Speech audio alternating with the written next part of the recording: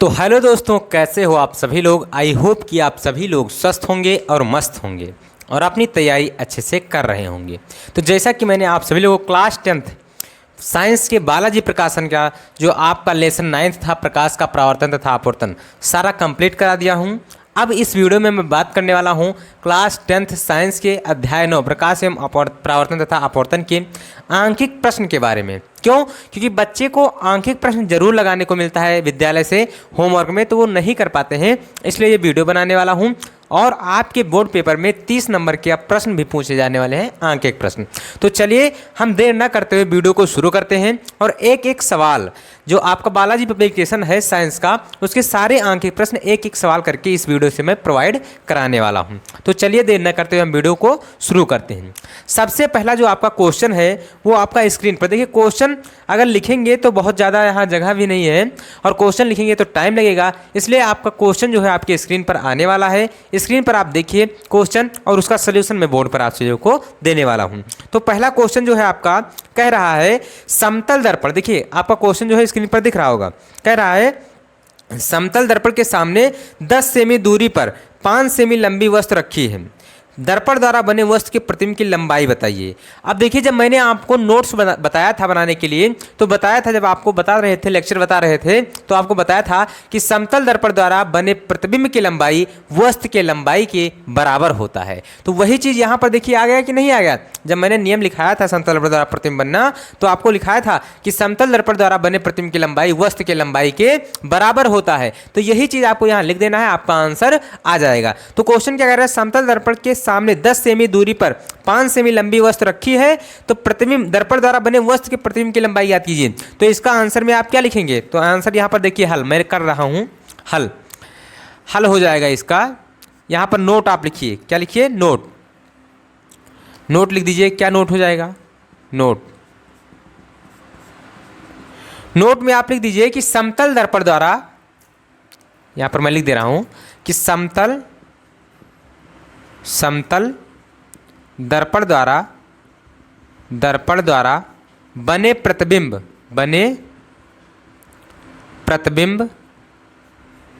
की लंबाई वस्तु के लंबाई के बराबर होता है,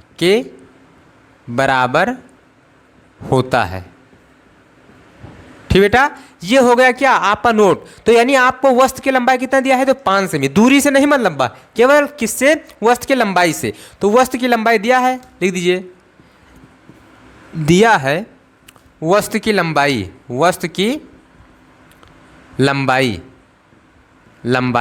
कितना दिया हुआ है, 5 सेमी। अतः प्रतिबिंब की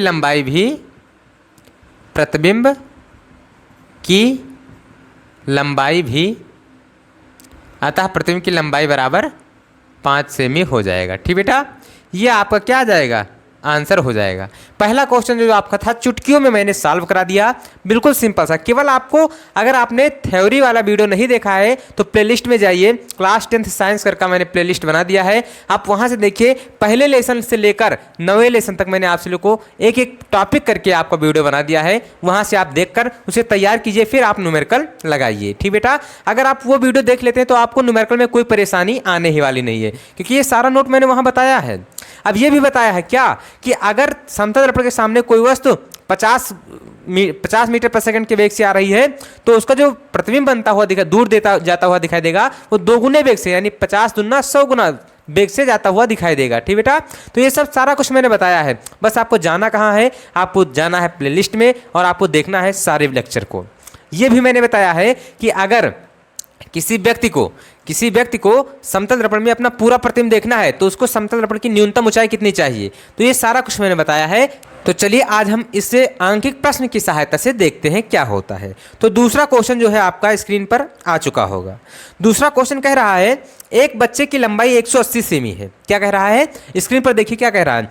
एक बच्चे की लंबाई 180 सेमी है, उसे अपना पूरा प्रतिबिंब देखने के लिए कम से कम कितने ऊंचे समतल दर्पण की आवश्यकता होगी। अभी जो मैंने बताया कि अगर क्या है कम से कम समतल दर्पण की ऊंचाई आपसे पूछ रहा है तो व्यक्ति की ऊंचाई को 2 से भाग कर दीजिए, यानी व्यक्ति की ऊंचाई से आधे दर्पण की ऊंचाई, समतल दर्पण की ऊंचाई के से उस व्यक्ति को अपना पूरा प्रतिबिंब उसमें दिखाई देगा। यानी फार्मूला क्या हो जाएगा, तो यहां पर मैं लिख दे रहा हूं हल देखिए दूसरा का हल, दूसरा का हल हो जाएगा क्वेश्चन नंबर दूसरा का हल। ठीक बेटा, क्या हो जाएगा, तो यहां पर मैं लिख दे रहा हूं समतल दर्पण की न्यूनतम ऊंचाई, समतल दर्पण की न्यूनतम ऊंचाई, चाहे आप न्यूनतम कहिए चाहे कम से कम कहिए, न्यूनतम ऊंचाई बराबर क्या हो जाएगा, तो व्यक्ति की लंबाई बटे या बच्चे की लंबाई, बच्चे की लंबाई बटे 2। तो बच्चे की लंबाई कितना दिया गया है, ये फार्मूला हो गया, इसे याद रखिएगा आप सभी लोग। तो बच्चे की लंबाई आपको दिया गया है कितना, तो आपको दिया गया है शायद 180 सेमी। कितना दिया गया है, 180 सेमी बच्चे की लंबाई दिया गया है। तो आपका क्या हो जाएगा, 180 सेमी बटे 2। इसको जब आप भाग करेंगे कितना हो जाएगा, तो 90 सेमी आपका आंसर हो जाएगा।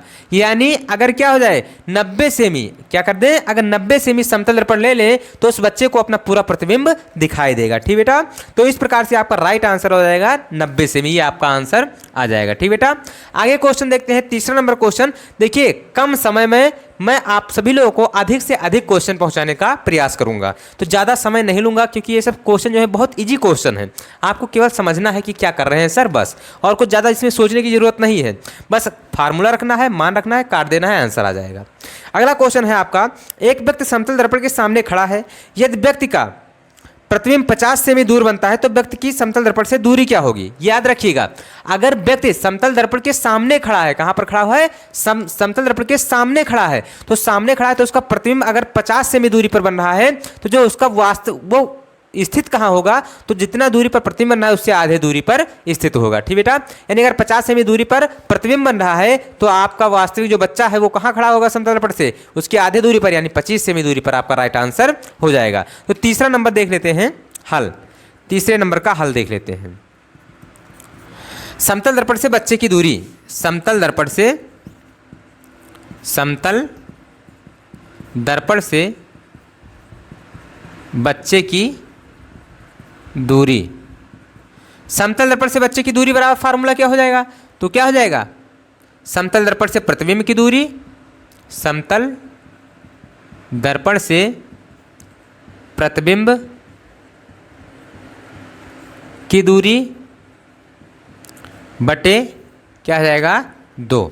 तो समतल दर्पण से प्रतिबिंब की दूरी क्या दिया गया है आप सभी लोगों को क्वेश्चन में देख लीजिए, 50 सेमी बटे में क्या हो जाएगा 2। तो 50 को 2 से भाग करेंगे कितना हो जाएगा, 25 सेमी आपका राइट आंसर हो जाएगा। ठीक बेटा, तो इस प्रकार से आपका क्वेश्चन नंबर 3 भी सॉल्व हो गया। बिल्कुल सिंपल लैंग्वेज में, कुछ करना नहीं है, बस आपको अच्छे से देखना है और आपका क्वेश्चन सॉल्व हो जाएगा। ठीक बेटा, तो 25 सेमी आपका राइट आंसर आ गया।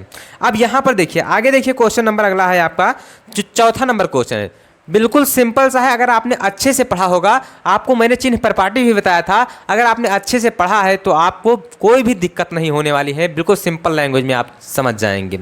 पहला अगला क्वेश्चन कह रहा है, चौथा नंबर देखिए स्क्रीन पर आ गया है, कह रहा है 40 सेमी वक्रता त्रिज्या के अवतल दर्पण की फोकस दूरी ज्ञात कीजिए। अब बताइए, मैं आप सभी लोगों से पूछ रहा हूं, कमेंट करके बताइए कि अवतल दर्पण की फोकस दूरी किस चिन्ह के साथ ली जाती है, धनात्मक चिन्ह के साथ या ऋणात्मक चिन्ह के साथ। जल्दी से कमेंट करके बताइए, तब तक हम इसे रेज कर देते हैं। किस चिन्ह के साथ हम लेते हैं अवतल दर्पण की फोकस दूरी। मैंने सभी लोगों को बताया है नोट करके चिन्ह प्रपाटी कि अवतल दर्पण में वस्तु की दूरी किससे लिया जाता है, फोकस दूरी किससे लिया जाता है, प्रतिबिंब की दूरी किससे लिया जाता है, और फिर उत्तल दर्पण में वस्तु की दूरी किससे लिया जाता है, प्रतिबिंब की दूरी किससे लिया जाता है, सब कुछ मैंने बताया है। बताइए जल्दी से, बताइए जल्दी से, क्वेश्चन क्या है, 40 सेमी वक्रता त्रिज्या। वक्रता त्रिज्या को हम किससे लिखते हैं, हल देखिए, चौथे नंबर का हल। वक्रता त्रिज्या को हम किससे लिखते हैं, बोलिए।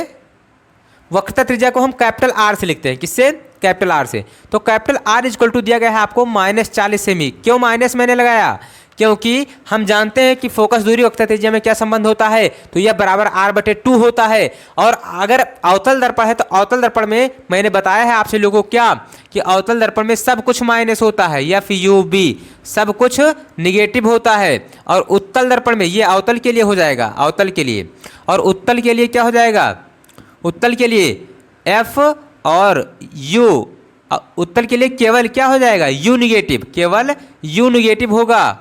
केवल U निगेटिव होगा, बाकी F और V ये दोनों क्या हो जाएगा, पॉजिटिव हो जाएगा। याद रखिएगा, उत्तल के लिए केवल U निगेटिव, अवतल के लिए सारा कुछ निगेटिव। तो यहाँ पर R क्या है, -40 क्यों लिया गया, क्योंकि फोकस दूरी क्या होती है, वक्रता त्रिज्या की आधी। तो जब हम वक्रता त्रिज्या को माइनस में लेंगे तभी फोकस दूरी माइनस में आएगी। तो यहाँ पर हल करते हैं, तो F बराबर क्या लिखते हैं, फोकस दूरी तथा वक्रता त्रिज्या के सूत्र से तो क्या होता है, F इक्वल टू होता है आपका R/2। तो F इक्वल टू हो जाएगा, R का मान आपका -40 सेमी/2। इसे जब आप काटेंगे तो F इक्वल टू हो जाएगा -20 सेमी। ठीक बेटा, ये आपका क्या आ जाएगा, राइट आंसर हो जाएगा। यानी अवतल दर्पण की जो फोकस दूरी होगी वो क्या हो जाएगी, -20 सेमी आपका राइट आंसर हो जाएगा। तो इस प्रकार से 4 नंबर क्वेश्चन आपके सॉल्व हो गए। आगे देखते हैं 5वां नंबर क्वेश्चन। कह रहा है एक उत्तल दर्पण की फोकस दूरी 15 सेमी है, इसकी वक्रता त्रिज्या ज्ञात कीजिए। क्या कह रहा है, 5वां नंबर क्वेश्चन।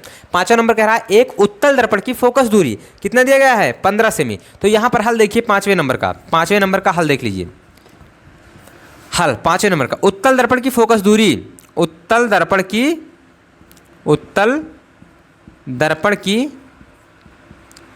फोकस दूरी क्या हो जाएगा, F इक्वल टू, तो फोकस दूरी उत्तल दर्पण की किस में लिया जाता है, प्लस में। तो F इक्वल टू +15 सेमी हो जाएगा। क्या हो जाएगा, +15 सेमी। ठीक बेटा, F इक्वल टू इतना हो गया। अब R इक्वल टू आपका क्वेश्चन मार्क है, R equal to question mark. तो फिर इसी सूत्र से हम लिखेंगे। तो क्या हो जाएगा, यहाँ पर देखिए सूत्र आपका हो जाएगा, सूत्र आपका क्या है, तो सूत्र आपका है F इक्वल टू R/2। तो F का मान आपको दिया गया है, कितना दिया गया है, 15 सेमी। तो यहाँ रख देंगे 15 इक्वल टू R/2। 2 इधर गुणे में है, इधर भाग में, इधर क्या हो जाएगा, गुणे में। तो 15 × 2 इक्वल टू R आ जाएगा। तो R बराबर 15 दूना 30 हो जाएगा। और फिर क्या हो जाएगा, प्लस में, क्यों 30 सेमी, क्यों प्लस में, क्योंकि उत्तल दर्पण है इसलिए R प्लस में होगा, या आप कह सकते हैं R बराबर 30 सेमी। ठीक बेटा, ये आपका राइट आंसर आ जाएगा। कौन से नंबर का क्वेश्चन, तो 5वें का हल आपका आ गया, क्या R बराबर 30 सेमी आपका राइट आंसर आ गया। ठीक बेटा, आगे देखते हैं 6वां नंबर क्वेश्चन क्या कह रहा है। 6वां नंबर क्वेश्चन कह रहा है एक अवतल दर्पण की फोकस दूरी 20 सेमी है, दर्पण से 30 सेमी की दूरी पर रखी वस्तु के प्रतिबिंब की स्थिति याद कीजिए। इसे हम रेज करते हैं, बिल्कुल सिंपल सा क्वेश्चन आया है, आपको अच्छे से लगा लेना है। अवतल दर्पण के यानी दर्पण के फार्मूले से लगेगा 1/f equal to 1/b plus 1/u। किस पर, 1/f equal to 1/b plus 1/u वाले फार्मूले से लगेगा। ठीक बेटा, तो चलिए हम इसे बिल्कुल सिंपल लैंग्वेज में लगा लेते हैं। देखिए, अगर आपने अच्छे से पढ़ाई कर लिया है, तो आपको दिक्कत कोई नहीं होने वाली है। तो यहाँ पर हम करते हैं हल, कौन सा नंबर, तो 6वें नंबर का हम हल करते हैं।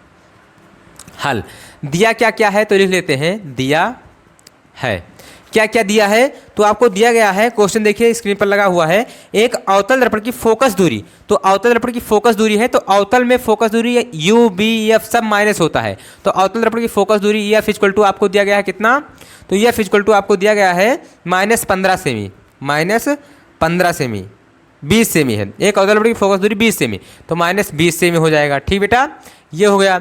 अब इसके बाद आपको क्या दिया गया है, दर्पण से 30 सेमी दूरी पर रखी वस्तु, और ये U जो होता है ये वस्तु की दूरी होती है दर्पण से। तो U इक्वल टू हो जाएगा, यहाँ पर आप लिख लीजिए कि दर्पण की फोकस दूरी,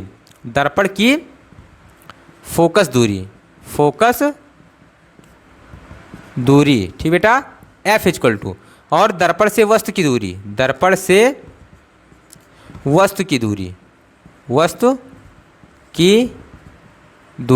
U इक्वल टू कितना दिया गया है, U इक्वल टू, तो U इक्वल टू आपको दिया गया है कितना, तो 30 सेमी दिया गया है, माइनस का 30 सेमी। ठीक बेटा, माइनस क्यों, क्योंकि अवतल में सब कुछ माइनस होता है।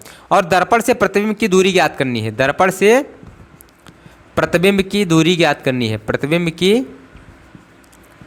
प्रतिबिंब की दूरी ज्ञात करनी है, यानी v इक्वल टू आपको ज्ञात करना है। ठीक बेटा, तो आप क्या करेंगे, यहाँ पर मैं देख लीजिए, बता दे रहा हूँ। आपको लिखना है लेंस के फार्मूले से। क्या लिखना है? लेंस के फार्मूले से। अब लेंस का फार्मूला क्या? दर्पण के फार्मूले से, क्योंकि दर्पण हम लगा रहे हैं अभी, लेंस अभी आगे आएगा तो लेंस का फार्मूला लगाएंगे। तो आपको लिखना है दर्पण के सूत्र से, दर्पण के सूत्र से। अब दर्पण का सूत्र क्या होता है बताइए?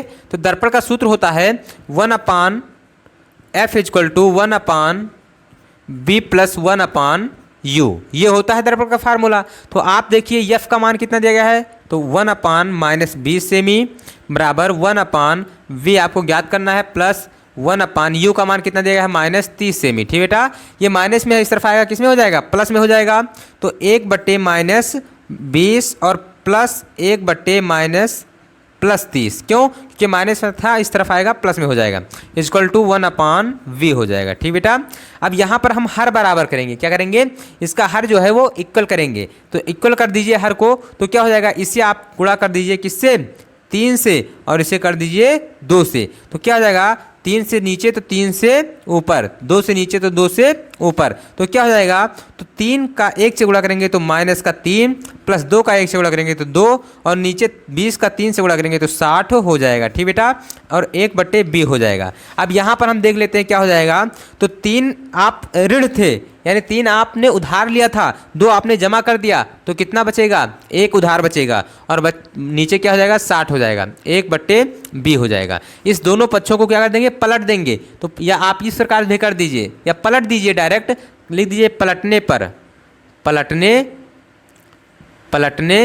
पर। जब पलट देंगे तो क्या हो जाएगा? -60 इक्वल टू क्या हो जाएगा? b, या b इक्वल टू -60 सेमी आपका राइट आंसर हो जाएगा। यानी आप कह सकते हैं कि दर्पण से प्रतिबिंब की दूरी जो हो जाएगी वो क्या हो जाएगी? -60 सेमी हो जाएगी। ठीक बेटा, तो बिल्कुल सिंपल सा है, केवल आपको पहचानना है कि f क्या है, u क्या है, v क्या है। f क्या है तो दर्पण की फोकस दूरी, v क्या है तो v है दर्पण से प्रतिबिंब की दूरी, u क्या है दर्पण से वस्तु की दूरी। फिर आपको दर्पण का फार्मूला लगा देना है, आंसर आपका आ जाएगा। ठीक बेटा, अगला क्वेश्चन देखते हैं। क्वेश्चन नंबर 7 क्या कह रहा है? क्वेश्चन नंबर 7 कह रहा है एक अवतल दर्पण की फोकस दूरी 5 सेमी है। क्या है? अवतल दर्पण की फोकस दूरी 5 सेमी है। चलिए इसे हम रेज कर देते हैं। अब फोकस दूरी कितना हो गया अवतल दर्पण की? 5 सेमी हो गया। कितना हो गया? 5 सेमी। देखिए अवतल दर्पण की फोकस दूरी कितना हो गया? 5 सेमी हो गया। चलिए कोई बात नहीं, आगे 5 सेमी हो गया। इसके सामने 10 सेमी की दूरी पर रखी वस्तु का प्रतिबिंब, यानी u बराबर आपका हो जाएगा -10 सेमी, -10 सेमी। प्रतिबिंब कहाँ पर बनेगा? यानी v बराबर क्वेश्चन मार्क, और फिर है क्या वह वास्तविक होगा? चलिए बताना है आपको, क्या वह वास्तविक होगा। अब आप वास्तविक कैसे कहेंगे? तो अगर -b का मान अगर माइनस में आता है तो वास्तविक होगा, अगर b का मान प्लस में आता है तो आभासी होगा। याद रखिएगा, अगर v का मान प्लस में आता है तो आभासी, माइनस में आता है तो वास्तविक। तो चलिए हम इसे सॉल्व करके देख लेते हैं। तो यहाँ पर आपको क्या रखना है, देखिए इसे हम रेज करते हैं। सबसे पहले इतना तो आपको लिखना ही होगा, तो यहाँ से हम रेज कर देते हैं, उसके बाद लगाते हैं, सॉल्व करते हैं। देखिए बिल्कुल सिंपल सा है, आपको करना कुछ नहीं है। तो 1/f का मान कितना दिया गया है? -5 सेमी, और बराबर 1/v, और प्लस 1/u का मान कितना दिया है? -10 सेमी। अब क्या करेंगे? ये माइनस में इस तरफ आएगा, प्लस में हो जाएगा। तो 1/-5 और प्लस 1/10, और फिर इक्वल टू क्या हो जाएगा? 1/v। अब क्या करेंगे? हर बराबर करेंगे तो इसको 2 से गुणा कर देंगे। चलिए 2 से गुणा कर दिया, तो -2 प्लस 1/10 इक्वल टू क्या हो जाएगा? 1/v। अब यहाँ पर क्या हो जाएगा? 2 आप ऋण थे, 1 आपने जमा कर दिया, तो 1 ऋण बचेंगे, और नीचे में क्या हो जाएगा? 10 हो जाएगा, इक्वल टू 1/v हो जाएगा। अब फिर दोनों पक्षों को क्या कर देंगे? पलटने पर पलट देंगे तो क्या हो जाएगा? -10 इक्वल टू क्या हो जाएगा? v हो जाएगा, या v इक्वल टू -10 सेमी। ठीक बेटा, 10 सेमी, ये आपका राइट आंसर हो जाएगा। ठीक बेटा, अब देखिए कितने सिंपल लैंग्वेज में, ये 7वां नंबर क्वेश्चन था। कौन सा था? 7वां नंबर क्वेश्चन। बिल्कुल सिंपल लैंग्वेज में मैंने आपको बता दिया है। आगे बढ़ते हैं किस नंबर क्वेश्चन पर? तो 8वें नंबर क्वेश्चन पर। 8वां नंबर क्वेश्चन क्या कह रहा है? देखिए, अच्छा हाँ, अब देखिए ये v का मान क्या आया है? माइनस में आया है। तो क्वेश्चन ये भी पूछ रहा था कि प्रतिबिंब की प्रतिबिंब कहाँ पर बनेगा, क्या वह वास्तविक होगा? तो हाँ, ये वास्तविक होगा। क्यों होगा? क्योंकि ये माइनस में आया है। अगर प्लस में आता तो आभासी होता। याद रखिए, अगर v का मान माइनस में है तो प्रतिबिंब वास्तविक होगा, अगर v का मान प्लस में है तो प्रतिबिंब आभासी होगा। ठीक बेटा, ये आपका राइट आंसर हो जाएगा। अब आगे बढ़ते हैं किस तरफ? 8वें नंबर क्वेश्चन की तरफ। 8वें नंबर का क्वेश्चन देखिए क्या कह रहा है। कह रहा है 5 सेमी लंबी कोई वस्तु 20 सेमी फोकस दूरी के किसी अभिसारी यानी ब्रैकेट में दिया गया है आपको उत्तल लेंस। आपको देख रहा होगा क्वेश्चन, अभिसारी यानी उत्तल लेंस। उत्तल लेंस उत्तल दर्पण से 30 सेमी दूरी पर रखी प्रतिबिंब की स्थिति, प्रकृति तथा आकार ज्ञात कीजिए। चलिए, बिल्कुल सिंपल सा है, कोई दिक्कत नहीं है इसमें, आपको डरने की कोई ज़रूरत नहीं है, बिल्कुल सिंपल सा है। इसे हम सॉल्व करते हैं। सबसे पहले क्या क्या दिया गया है? उत्तल दर्पण आपको दिया गया है 5 सेमी लंबी कोई वस्तु, यानी वस्तु यानी ओ बराबर आपको दिया गया है। देखिए एफ यू बी तो आप जानते हैं। अब ओ क्या होता है? तो वस्तु की लंबाई, वस्तु की लंबाई। ठीक बेटा, आई क्या होता है? तो प्रतिबिंब की लंबाई, प्रतिबिंब की लंबाई, याद रखिएगा। ठीक बेटा, अब आगे इसे हम सॉल्व करते हैं। क्या क्या दिया गया है? देखिए आपको 5 सेमी लंबी कोई वस्तु यानी ओ बराबर आपको दिया गया है, तो यहाँ पर हम इसे रेज करते हैं। सबसे पहले क्या कर देते हैं? इसे रेज कर देते हैं। इसे रेज करते हैं, उसके बाद आपको समझाते हैं बिल्कुल सिंपल लैंग्वेज में। देखिए, डरने की कोई बात नहीं है। क्यों? क्योंकि बिल्कुल सिंपल सा क्वेश्चन है। आपको अच्छे से पढ़ना है, वीडियो को लाइक करना है और दबा के शेयर करना है। वीडियो को दबा के शेयर कर दीजिए, ताकि आप अब दबा कर शेयर करने के मतलब ये नहीं कि फ़ोन आप दबाइए उसके बाद शेयर करिए।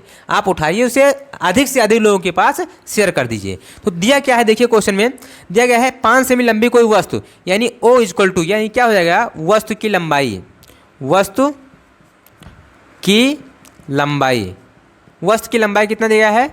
वस्तु की लंबाई ओ इक्वल टू 5 सेमी। ठीक बेटा, ये हो गया।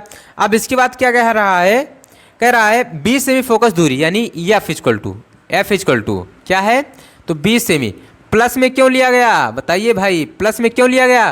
क्योंकि ये अभिसारी लेंस है, यानी उत्तल दर्पण है। ठीक बेटा, अब अगला दिया है दर्पण से 30 सेमी दूरी यानी यू इक्वल टू, यू बताया मैंने हमेशा निगेटिव होता है, यानी उत्तल में भी निगेटिव होता है, तो यू इक्वल टू -30 सेमी हो जाएगा। ठीक बेटा, अब आपको v equal to question mark और i equal to question mark करना है, यानी प्रतिबिंब की स्थिति, प्रकृति तथा आकार ज्ञात कीजिए। ठीक बेटा, यानी प्रतिबिंब की स्थिति भी ज्ञात करना है, प्रकृति यानी वास्तविक होगा उल्टा होगा, और आकार भी ज्ञात करना होगा। तो चलिए इसे हम सॉल्व कर देते हैं। तो सबसे पहले हम क्या लिखेंगे? दर्पण के सूत्र से, दर्पण के सूत्र से। तो दर्पण का सूत्र आप सभी जानते हैं 1/f equal to 1/b plus 1/u।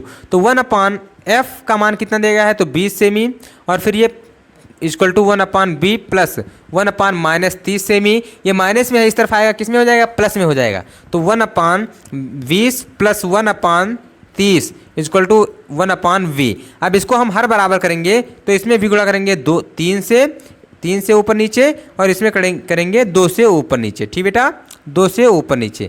तो 3 का 1 से गुणा करेंगे तो क्या हो जाएगा? देख लीजिए यहाँ पर।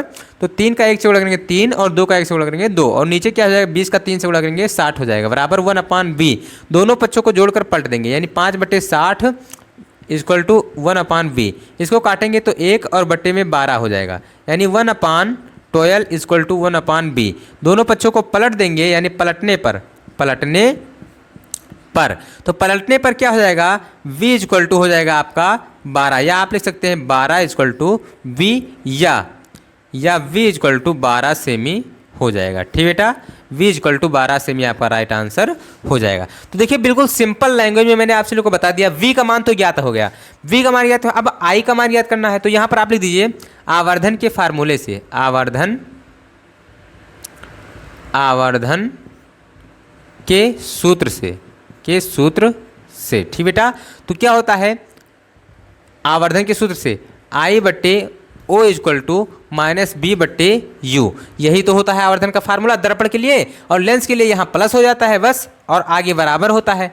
बराबर इसमें भी होता है, m बराबर m होता है, लेकिन आपको m की कोई ज़रूरत नहीं है, क्योंकि I आपको ज्ञात करना है, O पता है, B पता है, U पता है, तो सारे मान को हम रख देते हैं। तो I का मान हमें ज्ञात करना था, O का मान आपको दिया गया है 5 सेमी, तो यहाँ रख देंगे 5 सेमी इक्वल टू v का मान आपको कितना दिया गया है, तो v का मान हमने ज्ञात किया है 12 हो जाएगा। u का मान कितना है, तो u का मान आपका दिया गया है -30 हो जाएगा। तो -30 कर दिया, माइनस से माइनस कट जाएगा। अब क्या हो जाएगा यहाँ पर देखिए i/5 = 12/30 हो जाएगा। ये 5 इस तरफ भाग में है, इस तरफ क्या हो जाएगा गुणे में, तो i = क्या हो जाएगा 12 × 5 और बट्टे में 30 हो जाएगा। 5 × 9 5 और 5 6 क्या हो जाएगा 30 हो जाएगा। तो यहाँ पर क्या हो जाएगा देख लीजिए यहाँ पर, तो i = हो जाएगा आपका 12 × 1 और बट्टे में 6 हो जाएगा। 6 से इसे काटेंगे तो क्या हो जाएगा i = 2 × 1 यानी i = क्या हो जाएगा 2 सेमी हो जाएगा। ठीक बेटा, यानी जो आपका प्रतिबिंब है वो कैसा हो जाएगा, तो प्रतिबिंब आपका जो आकार हो जाएगा वो वस्तु के आकार से छोटा, क्योंकि वस्तु क्या था 5 सेमी और ये क्या है 2 सेमी। अब हम पूछे कि आभासी होगा या वास्तविक होगा, तो आप बताइए यहाँ पर ये v का मान प्लस में आया, जब प्लस में b का मान आया है तो आभासी होगा या वास्तविक होगा, तो आभासी होगा। आभासी होगा, सीधा होगा और क्या हो जाएगा वस्तु से छोटा हो जाएगा। ठीक बेटा, तो देखिए बिल्कुल सिंपल सा मैंने आप लोगों को बता दिया है। आपका आंसर भी आ रहा है, देख लीजिए 12 सेमी, v का मान 12 सेमी दूरी पर बनेगा और ये प्लस में है इसलिए आभासी होगा। आभासी होता तो हमेशा सीधा होता और क्या हो जाएगा वस्तु से छोटा हो जाएगा। क्यों, क्योंकि वस्तु की लंबाई 5 सेमी और प्रतिबिंब की लंबाई 2 सेमी आ चुकी है। ठीक बेटा, तो बिल्कुल सिंपल लैंग्वेज में मैंने आप लोगों को बता दिया है। इस प्रकार 8वां नंबर क्वेश्चन आपका सॉल्व हो गया है। तो आगे हम बढ़ते हैं अगले क्वेश्चन की तरफ, 9वें नंबर क्वेश्चन की तरफ। 9वां नंबर क्वेश्चन कह रहा है, देखिए स्क्रीन पर आप सभी लोग को दिख रहा होगा, यूपी 2022 में भी पूछा गया है। क्वेश्चन कह रहा है एक अवतल दर्पण से 10 सेमी की दूरी पर वस्तु स्थित है। यह दर्पण से आभासी प्रतिबिंब, आभासी यानी क्या कह रहा है आभासी, v का मान क्या कह रहा है प्लस में हो जाएगा, किसमें प्लस में, अवतल दर्पण के लिए आभासी कह रहा है यानी b का मान प्लस में हो जाएगा। याद रखिएगा, नोट कर लीजिएगा दिमाग में, ये नहीं भूलना है कि अगर प्रतिबिंब आभासी है तो प्लस में बनेगा, ये आपको नहीं भूलना है। आभासी प्रतिबिंब 20 सेमी की दूरी पर बनता है। दर्पण की वक्रता त्रिज्या ज्ञात कीजिए, यानी सबसे पहले आपको फोकस दूरी ज्ञात करना है, उसके बाद आपको वक्रता त्रिज्या ज्ञात करना है। ठीक बेटा, तो इसे हम क्या कर देते हैं, सबसे पहले रेज कर देते हैं। क्या कर देते हैं, रेज कर देते हैं सबसे पहले। देखिए अगर आपने सारा कुछ आपने अच्छे से पढ़ा है, जितनी लेक्चर मैंने दिए हैं इस लेसन के, अगर आपने अच्छे से पढ़ा है तो आपको कोई डाउट नहीं होने वाला है, क्योंकि सारे लेक्चर में मैंने सारे डाउट कंप्लीट कर दिए हैं। अगर आपने लेक्चर ढंग से देखा है तो आपको न्यूमेरिकल में कोई परेशानी नहीं होगी। तो देखिए यहाँ पर क्वेश्चन कह रहा है 9वां नंबर, एक अवतल दर्पण से 10 सेमी की दूरी पर रखी वस्तु, यानी u बराबर दिया है 9वां नंबर क्वेश्चन, कौन सा 9वां नंबर, u बराबर आपको दिया गया है, यानी u आप सभी लोग जानते हैं क्या है वस्तु की दूरी, क्या है दर्पण से वस्तु की दूरी, तो 10 सेमी दिया गया है। कितना, -10 सेमी। क्यों, क्योंकि u हमेशा निगेटिव होता है। अब यहाँ पर अवतल दर्पण है इसलिए u निगेटिव हो जाएगा। अब कह रहा है यदि दर्पण से आभासी प्रतिबिंब, यानी v = आभासी बन रहा है, आभासी यानी प्लस में होगा, चाहे अवतल हो चाहे उत्तल, अगर आभासी बन रहा है तो प्लस में जरूर होगा। तो आभासी प्रतिबिंब 20 सेमी दूरी, यानी b = प्लस का 20 सेंटीमीटर हो जाएगा। f = आपका क्वेश्चन मार्क है, क्या कह रहा है f = सबसे पहले आप क्वेश्चन मार्क करेंगे, फिर r = क्वेश्चन मार्क। क्यों, क्योंकि r आपको ज्ञात करना है, तो सबसे पहले जब आप f ज्ञात कर लेंगे तभी तो r ज्ञात होगा। तो सबसे पहले हम f ज्ञात करेंगे, उसके बाद r ज्ञात कर लेंगे। तो यहाँ लिखेंगे दर्पण के सूत्र से, दर्पण के सूत्र से। ठीक बेटा, अब दर्पण के सूत्र से क्या हो जाएगा, तो दर्पण के सूत्र से आपका हो जाएगा यहाँ पर देखिए 1/f = 1/b + 1/u हो जाएगा। तो 1/v का मान आपको दिया गया है 20 सेमी प्लस 1/u का मान आपको दिया गया है 10 सेमी, तो यहाँ रख देंगे माइनस में, ये माइनस प्लस का गुणा हो जाएगा, क्या हो जाएगा 1/20 - 1/10 हो जाएगा। ठीक बेटा, हर बराबर करने के लिए हम यहाँ 2 से क्या करेंगे मल्टीप्लाई करेंगे ऊपर नीचे, तो 2 को 1 से गुणा करेंगे तो क्या हो जाएगा, तो 1/20 - 2/20 हो जाएगा। हर समान हो जाएगा तो आप क्या कर देंगे घटा देंगे, तो 1/f = हो जाएगा आपका 1 - 2/20 हो जाएगा। ठीक बेटा, अब यहाँ से इसको घटाएंगे तो 1/f = क्या हो जाएगा -1/20 हो जाएगा। अब आप क्या करिए दोनों पक्षों को पलट दीजिए, यानी आप लिख सकते हैं पलटने पर, पलटने पर f = क्या हो जाएगा, तो -20 सेंटीमीटर हो जाएगा। ठीक बेटा, तो ये आपका आंसर आ गया, पहला f का मान आ गया। अब आपको वक्रता त्रिज्या ज्ञात करनी थी, तो वक्रता त्रिज्या मैंने बताया फार्मूला क्या होता है, f = r/2 होता है। f का मान आपका आ गया -20 सेमी, तो r/2, 2 इस तरफ भाग में है, इस तरफ क्या हो जाएगा गुणे में, तो -20 × 2 = क्या हो जाएगा आर हो जाएगा। यानी -20 को आप जब 2 से मल्टीप्लाई करेंगे तो -40 आ जाएगा। ठीक बेटा, 40 सेंटीमीटर आर का मान आ गया, या आर इजक्वल टू -40 सेंटीमीटर। ठीक बेटा, तो इस प्रकार से ये आपका जो राइट आंसर था वो आपका प्राप्त हो गया। किस नंबर क्वेश्चन का? तो 9वें नंबर क्वेश्चन का आंसर आपका प्राप्त हो गया। ठीक बेटा, आगे देखते हैं 10वें नंबर क्वेश्चन के बारे में। 10वां नंबर क्वेश्चन क्या कह रहा है? कह रहा है एक अवतल दर्पण की वक्रता त्रिज्या 60 सेमी है। देखिए स्क्रीन पर आपको क्वेश्चन दिख रहा होगा। एक अवतल दर्पण की वक्रता त्रिज्या 60 सेमी है, 5 सेमी लंबी वस्तु दर्पण से 45 सेमी दूरी रखी है, प्रतिबिंब की प्रकृति, स्थिति तथा लंबाई आती है। जिस प्रकार अभी कौन सा क्वेश्चन 8वां नंबर क्वेश्चन लगाए थे उसी प्रकार से ये क्वेश्चन भी है। चलिए बिल्कुल सिंपल लैंग्वेज में इसे हम सॉल्व कर लेते हैं। बिल्कुल सिंपल लैंग्वेज में, आपको घबराने की कोई दिक्कत नहीं है। मैं लगवा रहा हूँ सवाल तो आप अच्छे से लगाइए, सीधा दिमाग में बैठ जाएगा। आपको करना क्या है, केवल आपको समझना है क्या क्या दिया गया है। उसके बाद फार्मूला तो आप जानते ही हैं, मैंने बताया ही है लेक्चर में। तो देखिए दिया क्या क्या है, अवतल दर्पण की वक्रता त्रिज्या यानी आर इजक्वल टू आपको दिया गया है माइनस में, क्यों? क्योंकि अवतल दर्पण है, 60 सेमी है। अब जब r का मान 60 सेमी है तो f इक्वल टू होता है r/2 यानी -60/2 यानी -30 सेमी आ जाएगा। ठीक बेटा, r का मान आ गया। अब इसके बाद f का मान आ गया। अब इसके बाद आपको दिया गया है 5 सेमी लंबी वस्तु यानी o बराबर आपको दिया गया है 5 सेमी, o बराबर 5 सेंटीमीटर दिया गया है। ठीक बेटा, इसके बाद दर्पण से 45 सेमी दूरी पर रखा है यानी u इक्वल टू -45 सेंटीमीटर आपको दिया गया है। इसके बाद आपको क्या कह रहा है, प्रतिबिंब की प्रकृति यानी v इक्वल टू आपका क्या है, क्वेश्चन मार्क है। तो आप लिखेंगे क्या, दर्पण के सूत्र से। क्या लिखेंगे? दर्पण के सूत्र से। अब दर्पण के सूत्र से तो 1/f equal to 1/b plus 1/u। ठीक बेटा, 1/u। ये प्लस में इस तरफ आएगा, माइनस में हो जाएगा तो क्या हो जाएगा, 1/f minus 1/u equal to 1/v हो जाएगा। तो 1/f का मान कितना दिया गया है, तो -30 सेंटीमीटर, तो -30 सेंटीमीटर, और माइनस 1/u का मान कितना दिया गया है, तो -45 सेंटीमीटर, तो -45 हो जाएगा। अब क्या हो जाएगा, 1/v हो जाएगा। अब यहाँ से देख लीजिए क्या हो जाएगा, ये माइनस माइनस का गुणा करेंगे तो प्लस में हो जाएगा, तो 1/30 और फिर क्या हो जाएगा, माइनस में हो जाएगा, और माइनस माइनस का गुणा प्लस हो जाएगा, 1/45 1 इक्वल टू में क्या हो जाएगा, 1/v हो जाएगा। ठीक बेटा, अब हर बराबर करने के लिए इसे 3 से गुणा करेंगे ऊपर नीचे और इसे 2 से गुणा करेंगे। ठीक बेटा, तो क्या हो जाएगा, क्यों ऐसा करते हैं, तो 30 या 90, 45 दूना 90, ऐसा क्यों करते हैं, तो जोड़ने घटाने के लिए जो डिटर्मिनेंट्स का जो आपका क्या होता है, जो फ्रैक्शन का आपका हर होता है उसे हम क्या करते हैं, इक्वल करते हैं, तभी आप जोड़ घटाव कर सकते हैं। तो यहाँ पर हमने हर बराबर कर लिया, तो 3 का 1 से गुणा करेंगे तो -3 और 2 का करेंगे तो 2, क्या हो जाएगा, और बटे में 19 हो जाएगा, 90 हो जाएगा, तो 1/v हो जाएगा। ठीक बेटा, अब 3 क्या है, आप 3 आप लेस हैं और 2 आपने क्या कर दिया, उसे ऐड कर दिया, तो आप क्या करेंगे, तो आपका जो -1 है वो बच जाएगा और 90 बच जाएगा, तो 1/v हो जाएगा। दोनों पक्षों को हम क्या कर देंगे, पलट देंगे, तो पलटने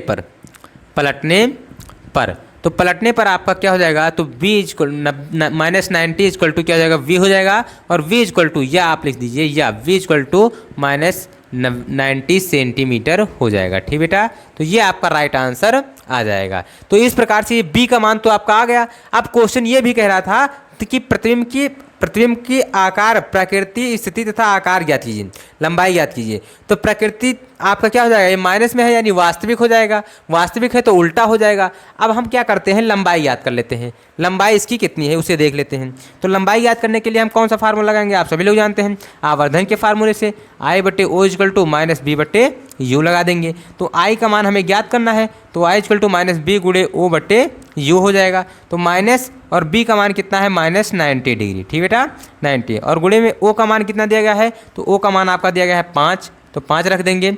अब बटे में क्या हो जाएगा, u का मान कितना दिया गया है, तो u का मान आपका दिया गया है -45, तो -45 रख देंगे।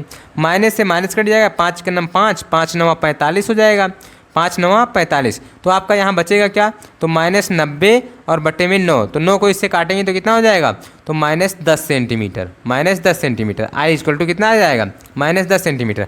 अब बताइए, अगर हम आपसे कह रहे हैं, क्या कह रहे हैं, कि आपकी लंबाई कितनी है, अगर मैं आपसे लंबाई पूछ रहा हूँ तो आप क्या बताएंगे, आप बताएंगे कि मेरी लंबाई 10 2 फुट है, क्या कहेंगे 2 फुट। ये तो कहेंगे नहीं कि -2 फुट है, या आप कहेंगे मेरी लंबाई जो है वो 60 इंच है, 5 फुट है, या आप कहेंगे कि मेरी लंबाई जो है वो क्या है 60 सेंटीमीटर है, क्या 60 सेंटीमीटर है। तो आप ये तो कभी कहते ही नहीं हैं क्या कि मेरी लंबाई जो है वो -60 सेंटीमीटर है, -20 सेंटीमीटर, ये तो कहते नहीं हैं।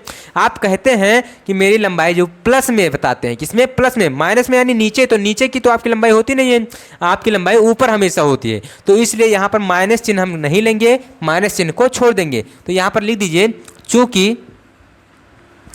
चूंकि लंबाई ऋणात्मक नहीं हो सकती है, ऋणात्मक नहीं हो सकती है, नहीं हो सकती है, अतः I = +10 सेंटीमीटर होगा। ठीक बेटा, तो I का मान आपका ये आ जाएगा, यही आपका राइट आंसर हो जाएगा। प्रतिबिंब की प्रकृति वास्तविक उल्टा, और यहाँ पर देखिए ये I 10 सेमी है, O क्या है 5 सेमी, तो वास्तविक उल्टा और वस्त से क्या हो जाएगा, बड़ा हो जाएगा। ठीक बेटा, तो इस प्रकार से जो आपका 10 नंबर क्वेश्चन था वो आपका सॉल्व हो गया। 1 से लेकर 10 नंबर तक क्वेश्चन मैंने आपसे लोग को सॉल्व करा दिए। आगे मिलते हैं हम अगले वीडियो में मज़ेदार एवं धमाकेदार वीडियो के साथ। तब तक के लिए जय हिंद, love you, bye bye, take care.